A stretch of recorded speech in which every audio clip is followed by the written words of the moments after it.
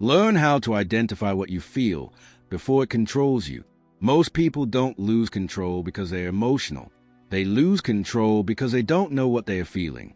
You don't explode because you're angry. You explode because you didn't realize you were hurt. You don't shut down because you don't care. You shut down because you didn't recognize fear. And that's the part nobody teaches you. Emotional awareness, not controlling emotions, not suppressing them, not being strong, but identifying them. Because what you cannot name will control you.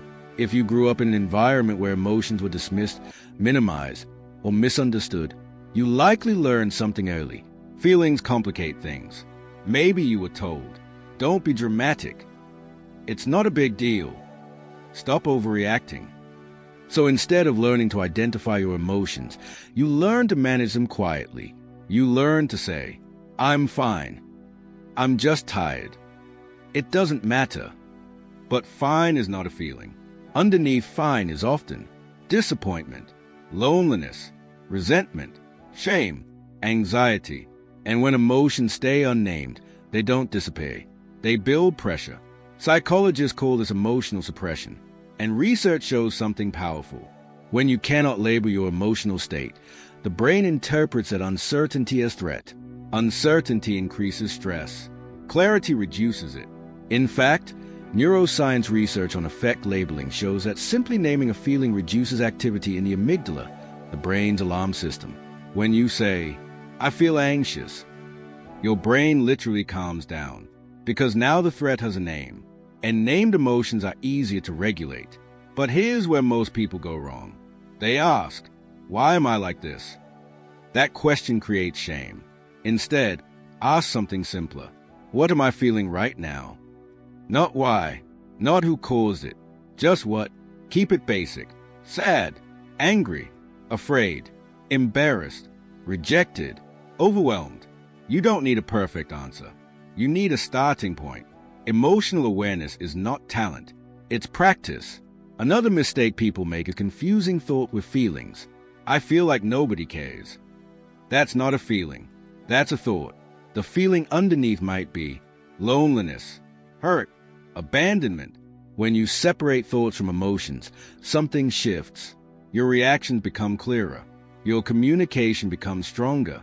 Your boundaries become healthier. Because you're responding to what's actually happening inside you, not reacting to a story your mind created. And if you struggle to identify emotions in your mind, use your body. Emotions don't start as words.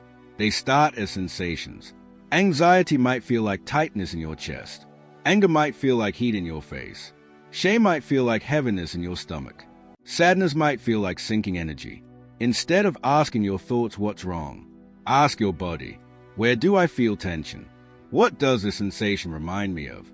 Your body often knows before your mind does. Here's the truth.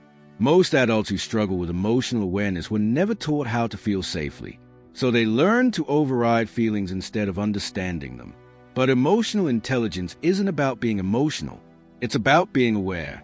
When you can identify what you're feeling, you argue less. You communicate more clearly. You stop blaming others for internal confusion. You make decisions that align with your needs. You stop being hijacked by emotions you never understood. Because emotions are not the enemy. Confusion is, and clarity changes everything. If identifying your feelings feels difficult, that doesn't mean you're emotionally broken. It may simply mean no one helped you develop that skill. And skills can be built. Start small. 3 times a day, pause and ask, what am I feeling right now? Even if the answer is uncertain, even if it's uncomfortable, awareness is the first shift, and often the most powerful one. Because once you can name what you feel, you can finally choose how to respond. And that's where real emotional strength begins. Not in control, but in understanding.